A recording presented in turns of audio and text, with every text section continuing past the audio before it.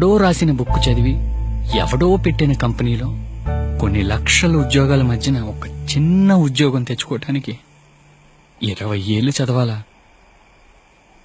చిన్నప్పటి నుంచి company పెట్టమనే mind set తో పెంచాలి గాని ఒకటి కింద పనిచేసి బానిస మైండ్ సెట్ తోటి పెంచుతారు ఎందుకురా? అసలు ఎలా చెప్తే అర్థం అవుతుందిరా?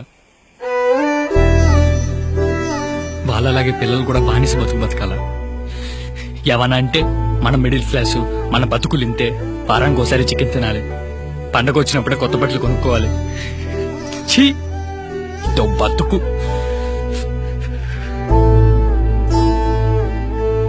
వాళ్ళకి చేత కాకపోతే మనకి చేత కాదా? మన జనరేషన్ లో 90% మనలాగేరా. వాళ్ళ మాటలు వీళ్ళ మాటలు విని పెరుగుతాం, చదువుకుంటాం, ఉద్యోగాలు చేస్తాం. అవన్నీ ఎర్రిప్పు పుల్కాగాడి మాటలని తెలిసేలోపు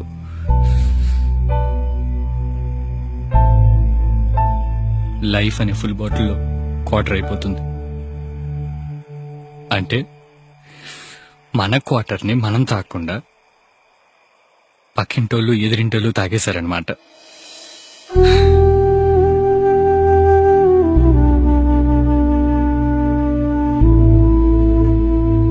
ఆ పెంపకం వల్ల ఇంకా ఎంతమంది రజనీకాంత్లు కండక్టర్ గానే ఆగిపోయారో, ఇంకా ఎంతమంది అమ్మాయిలు పెట్రోల్ బంకులను మిగిలిపోయారో.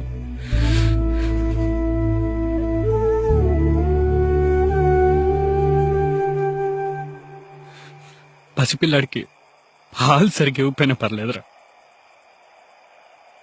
కానీ మాటలు నేర్పించేటప్పుడు బుజ్జి, చూడు చూడు, ఇది అమ్మ, ఇది నాన్న అనే పదాల కన్నా నా ఇష్టం అనే పదం ఫస్ట్ నేర్పిస్తే 127 కోట్లలో కనీసం 100 మంది సచిన్లనే ఉండేవాళ్ళరా.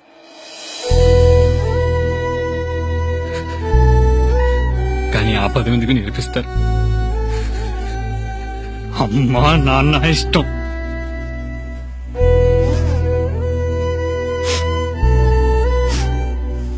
అది మాత్రమే నేర్పిస్తారు.